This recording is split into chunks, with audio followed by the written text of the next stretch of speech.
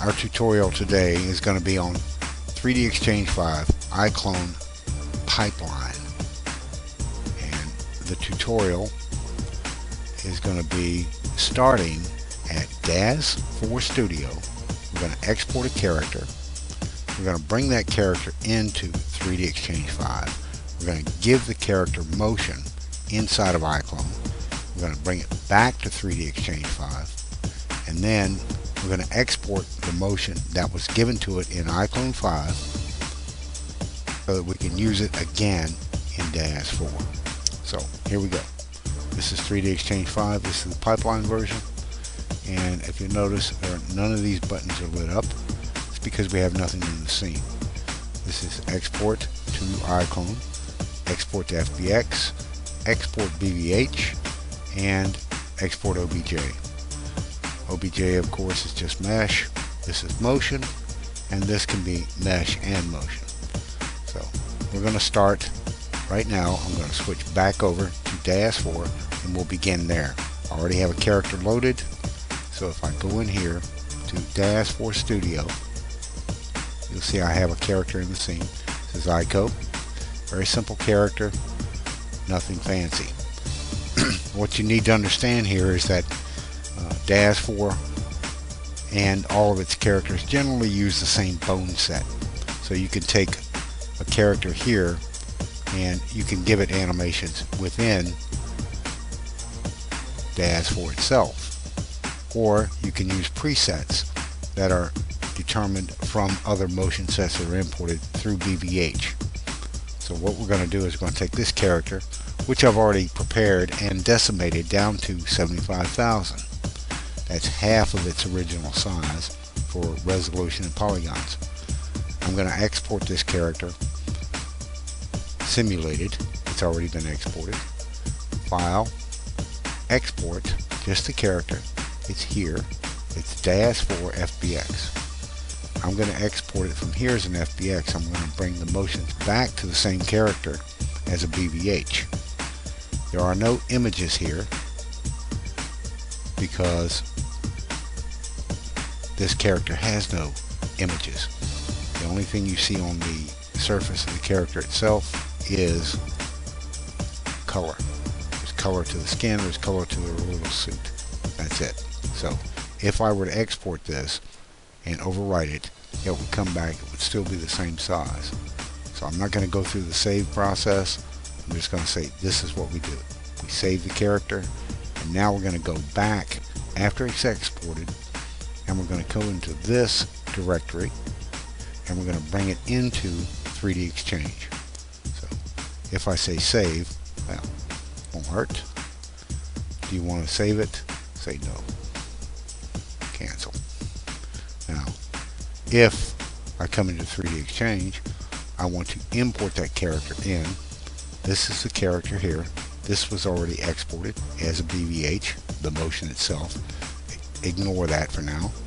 We're going to import the FBX, the character itself, and open it for use in iClone and 3DXChange 5. This is a import-export tool, not just for import. Wait. The character should come in, and this is in real time. Sometimes it takes longer when it's got more faces. Here's your warning when it exceeds 30,000. I knew I was going to get that, and you will too if it's over 30,000. So I bring the character in, and I need to give this character a bone set, or at least give it a characterization set, so that iClone knows how to apply motions to it. Once the character's into the scene, you want to align it to the ground to make sure that it's going to comply with the foot contact for a character. We're going to convert this to non-standard. The lesson here is not how to set up the bone set, it's how to export motions that are given to the same bone set and reuse it in DAZ4. So I already have a bone set set up for this character. It's Ico. So if I load it up, this is the profile. It's already set up for this character. If you need to raise or lower the character, you do it here. If you need to change floor contact, you do it here. And I'm going to take this character now and I'm going to go ahead and convert it. I've already done all the tests on it that you would normally do when you initially put a character in here. We're going to take this and we're going to apply it to iClone. When iClone opens, the character should appear in the scene. What we want to do is create a set of motions, maybe even a sequence of motions to use in 3DXChange for export to BVH. If you make it separate motions, that's your choice. You'll have to import those as separate motions. I'm going to make this a single set of motions. The character is going to be in a T-pose, go to a walking pose, and stop. If I go in here and I look at the character, I'm going to close this timeline, animation, and I want to import a motion. I've already got one preset. It's called walk, start, and end. Once you do the import, let the motion finish. If you don't, you're going to cut the motion off. So let it finish, do what it's going to do. This is a preset. If you like the pose that they're in, fine. If you don't, edit the motion layer. Bring her arm down, or open the shoulder, or move the hand. Your choice. Press Alt, right mouse, let's spin around the character, let's look at it. Just to make sure this is the way we want to see the character when it goes to DAZ4. It's at frame 720. If you open the timeline, you can save this as a new motion for use in DAZ4. You collect everything up and save it as a new motion. So what I want to do is come back here. That's my start. Hit minus. This is the entire motion. When it gets to 720, it's going to finish. So if I go to 720, I'll know that that is my end. 720. Tab. And that is the final pose. That's the motion layer edit that I gave it. If you want to hold that motion until you get to that point, copy your preset, motion layer, edit, come down the timeline and paste it. Now, if you notice our hands are crossing through each other, bring that down until we get here, and then it crosses, comes a little close. Let's bring that in just a little bit further. Come here, press play, not bad. We can live with that. We take this character, close the timeline so we can look, and you take the actor, make sure you've got foot contact. Now, the reason you do that is to make sure that they're not going to get buried into a floor when they're walking. This one seems a little high. Okay? If you'll notice, you can see shadows under the feet. If you need to edit your character, do it here. It's a lot easier than going out and dropping the character to the floor in DAZ4. So if I've got foot contact checked here and it's still not on the floor, I need to edit that character again. So if I go to edit in 3DXChange, it's going to ask me, do I want to replace, export, or don't export? I'm going to replace the character. Now, this character, if you'll look at the feet here, they are just a little bit off of that grid. Just a touch, not much. So if I go to convert to non-standard, it leaves it in a T-pose. And then you can either take the character down to bring it to the right point. Just bring it down. Now her knees just started to flare. Hit undo. As long as you don't let go of that button, you can undo. Don't go there and click, click, click, click, click, because every time you click and let go, that takes one of your undos. Bring it down. Knees bent slightly. That should be good enough to keep her on the floor. So now I'm going to save this profile again to keep her on the floor. She's been fixed.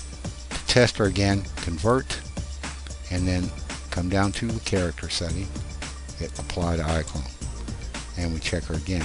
Now if I take put a set props. I don't have much in here. This is during a beta test. Take the wall and floor. I'm going to add a floor to the scene. Her feet sit just below the floor. So I took her down too far. So what I can do is go back to 3DXChange, or just take the actor again, say avatar, choose the actor, which is root node, and you can rename her here just by double clicking or pressing F2 in the avatar name. You can call her Ico. That would be the name if you save the character here, the avatar. I'm going to edit it in 3DXChange again. Replace. Okay.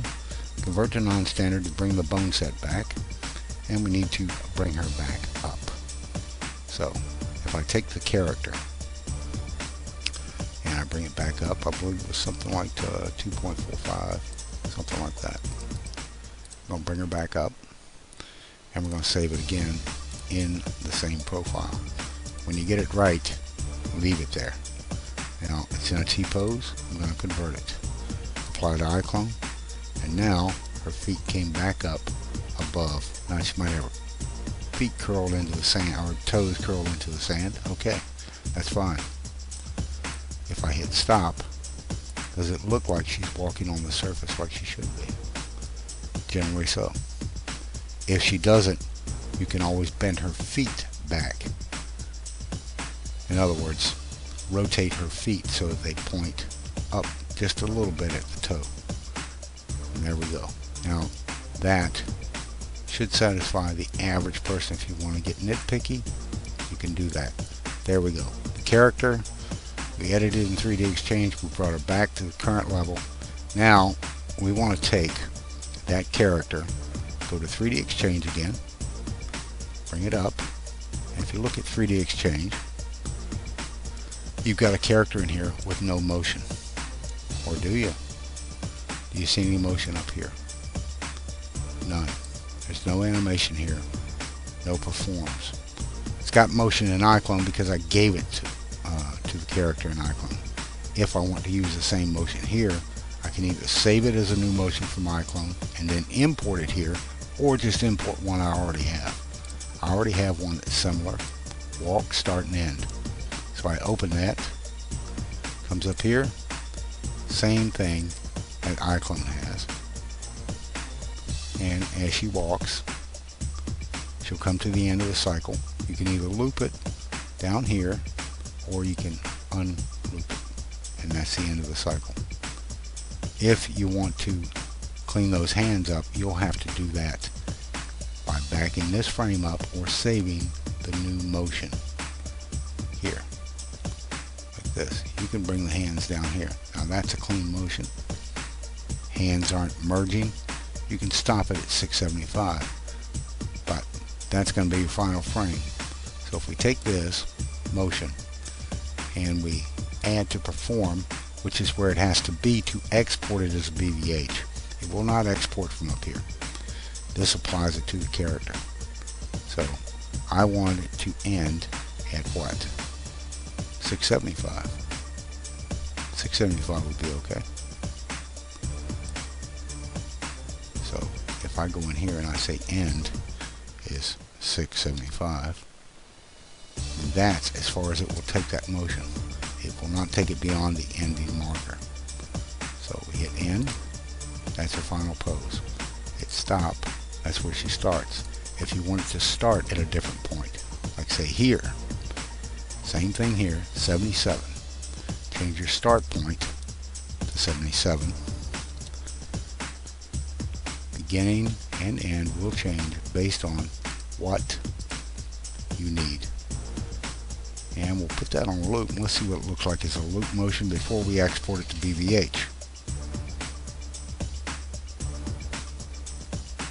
Not too bad. It's got a little bump. Those adjustments can be made also. If you want a clean motion, pay attention to the ending and beginning pose. If you can get it exactly clean, and it's a nice long looping walk like you see here, then do that. If you can't, get it as close as you can. You don't have to film every frame. And not all motions will always end in the same point. But you do want them on the floor. And you should do all your motions at 0, 0, 0, X, Y, Z position. If you do it that way, you won't have characters popping up in the air or jumping across the screen when you try and apply two motions in a row. Because the 0 out of the XYZ keeps them planted on the ground. Of course, if they're flying, you don't want that. But anyway, we've got this motion. We've got a preset 77 to 675. Now I want to export it for reuse as a character's motion BVH for DAZ4. I go up here to the very top and I've got my export options. Now they're lit up. I've got OBJ, BVH, FBX, and of course send it to iClone. If you want this motion as part of a persona for iCode in iClone, just export it to iClone with the motions that you want from here applied to perform, so you can right click on it and say walk start. Okay, and of course you can rename these, but we're going to export a BVH of this character, and it's going to be what? Well, let's see. Here's my destination. It's iCode 4 DAZ4. That's probably the same name I gave it. So if I collect all of this up, you can right click and select all and copy. If I go to my computer, hit start, computer, hit paste, you'll see if there isn't already a BVH there. If I rename it, I can overwrite it. Say I made a mistake. There's no sense in creating 10 copies if the first one worked but there was a slight flaw. But I'm not going to overwrite this. I know this works.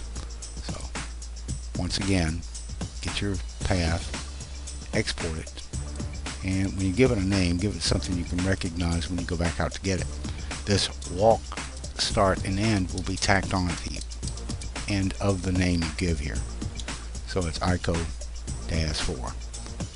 What you have in the perform editor will be tacked on at the end as the motion applied. It's 30 frames, 24, 30, 60, 120, whatever your program requires. 30 is good for DAZ4. Leave it there. Then in here it says the root. What is the root? What's the root node that keeps the character on the floor? It's not this. Root node 0 was given to it by 3DXChange 5. The name iCode 3, that is the shape of the character that was exported from Daz. This is your root bone, the hip. In other words, that's your central point where everything focuses and extends out for your chains, your IK, FK chains. Everything focuses back to the hip, your starting point. So we say OK, and we export, and it already says it exists. Replace it. Normally you would say yes. We go back in to DAZ4. Here's your character. I'll press play again. There's no motion on the character, as you can see. It's only got on the timeline 30 frames. Your current frame is 21. Your total frames is 31. If I hit end, it goes to frame 31. It's 0 to 30. 30 plus 0 is 1 in Daz. So it's 31 frames. Always count your 0 as a single frame. So I'm going to take the BVH that was exported to 3DXChange pipeline and bring it into Daz so I can apply it to this character. I go to File, Import, and this would be the one you exported. It's a BVH, walk, start, and end, iCode DAZ4. So I open it, and then I get options. Adjusting to match the files, all I usually need when I'm doing this BVH import, because the BVH is based on the same bone structure that iCode in DAZ4 has. Why? because I exported iClone for a working model. And then you can bring the motions back in here. You'll find motions are a lot easier to work in iClone than they are here. I do not like the motion editor in DAZ4. I'm not saying it doesn't work. It does. But it is not an exceptional motion editor that iClone has. So over here on your left is your history as it comes in. This is going to extend your timeline out over here to take in all the frames needed to make that character go from the T-pose to the walking pose and stop. And you can loop this just like you can in iClone. So I'm going to say adjust scene to match the file, accept. Goes over here and it imports as it comes in. Now that is the original pose that I just imported. The bone set matches, and that's why there are no errors when it came back. So if you've got a character that you can plan on exporting motions for, bring it into iClone first, set up your motions, and then export it as BVH. You'll have no problems or qualms with DAZ4 Studio. So under Animate 2, you could add more motions to it. You can go ahead and do some edits to this if you wish. You can bring the arms down to a starting position. I'm going to take the loop off so that you see it plays all the way through. And it seems like it's a little slow, and it is. I've got the frame rate a little slower in here. It is 30 frames per second. I have exported this. It doesn't take much longer to export an animation here than it does in iClone. It does not do it actively, and you have to sit there and watch it to make sure that you save it when the compilation is done for all the frames. Once a confirmation, you really do want to save it. And there's our final pose. It's took the motion in, character's done. Now you have a motion for this DAZ4 character. You can put another character in there and use the same motion if you wish to. As long as they have the same bone set, you're not going to have any problems. If you save this as a profile preset for iClone, then you can reuse it again and again. And who doesn't need walking motions for biped characters? So if I go in here to pose and animate, and I open this up here, I've got presets. Now, there are poses that are presets, and there are unassigned.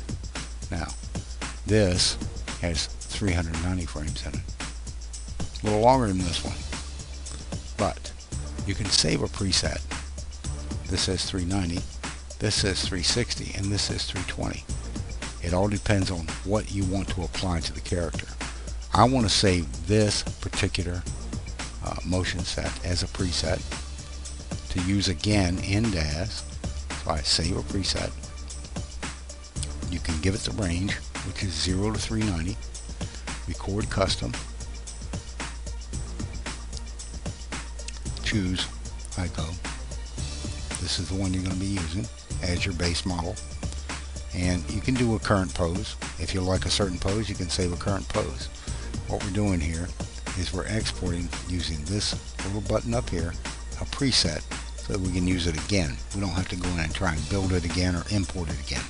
The preset saves the position of the character and motions used.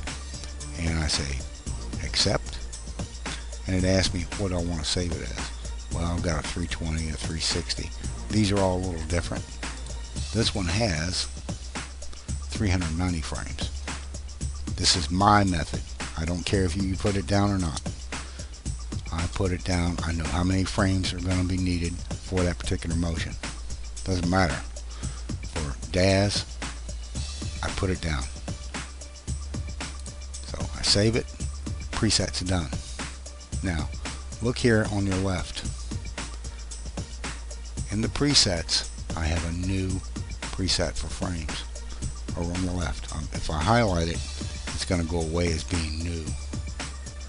So iClone walking 390 frames. If I click on it, it's no longer new. See? If I apply it, it's just going to overwrite what's already there, or it will tack on to what I have now. Okay. The preset contains information for frames beyond the length of your current timeline. Would you like to add frames to the timeline in order to import the entire file? You can say yes or no. Or if you say no, you're not going to get any more out of it. That's all you're going to get. If you say yes, it's going to extend this project out an additional 390 frames. So it's going to import it, and there you go. Now it's moved on down the timeline. It started here. Now it's going to add all the presets for the poses that are in this motion. So if I press play again, it's not on loop, it's on continuation. It's going to go back, it's going to do the same motion. Comes up to its T-pose, and it continues on. And that's how it begins. That's how it ends. The preset's been saved. Now I can use that as many times as I want. I have the motion inside of iClone. I can use it there. If I need to export it again, I've still got it in iClone, so I can bring it back. Now you notice at the end, it drops off the character. If you back it up one frame, okay, skip the previous frame, it comes back. So your actual range here only runs to your current frame, 779. You can go in here and change this total of one more frame beyond 779, which is 780, and it will cut that empty frame off. Okay, so if I start here, for instance, and play it out, she'll still be on the frame when I look. Won't disappear. If I go to loop, press play, it'll start all over again at 1, comes back up to its T-pose, and continues on. It tries to give a smooth transition between the beginning and end. And there you go. Now, we've taken this character, we've exported it from here, we brought it into 3DXChange, we took the character from here, we converted it to non-standard, we assigned bones to it, we got it sitting on the floor, we applied it to iClone, and in iClone we gave it a set of motions. It could be any motion you've got over here. If you go in here and you go animation, you can give it Gwen's motions. You want to turn her into a boxer, you can give her some boxing motions. Once you give her boxing motions, collect it, save it, export it, or import those in 3DXChange individually. And these are boxing motions. They're under template for motion for iClone 5. If I want to go back into 3DXChange and turn her into a boxer, then I go in here and I import motions. Now I've got some here, and if I go back to my documents, public, Reillusion, custom, iClone 5 custom, and we'll go back to motions. And I know some of you are bored to death with this, but that's just the way it is. Our motions here are what? Boxing. We want it by name. Boxing glove. There you go. Here's your perform. I want to give her a boxing attack motion. There you go. Take this one, leave it there if you like. Add boxing attack. Test it. If it works for her, then use it. Boxing attack. She'll bounce around a little bit. If you want to export that, remember, take it from here and add it to your performs here, or it won't export. This is a motion library you're using here. This is a motion library that you can apply directly as a part of a character's persona, or to export as BVH. If you have any questions, I'll be glad to answer them. Any problems with this tutorial, please say so. If you didn't understand anything, I tried to explain it as far as I could. You could have reduced this character by more faces than 75,000. I prefer high quality characters when you're working with them, but now if you need to reduce the polys on it, do so to keep your projects down. You'll find out you get a less sluggish project when it's not overtaxed for materials and poly count. Have a nice day, and that is the end of this tutorial showing export of a character from DAZ4 to 3DXChange 5 pipeline. And this could have been the Pro, but the Pro will not export the BVH back out for you. Only the pipeline will. Pipeline will also export FBX. You could export this character back out as an FBX and bring it back into DAZ4 the same way. But generally, if you have a character already in DAZ4, why would you want to put it back in there? So we're just taking motions, putting it back into DAZ4. Now I have a preset. I can go back into DAZ4 and use it again and again.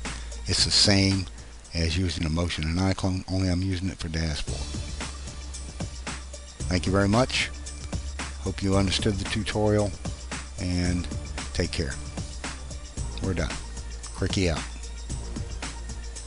You can find me on learn.iclone on Skype if you wish to contact me. Thank you.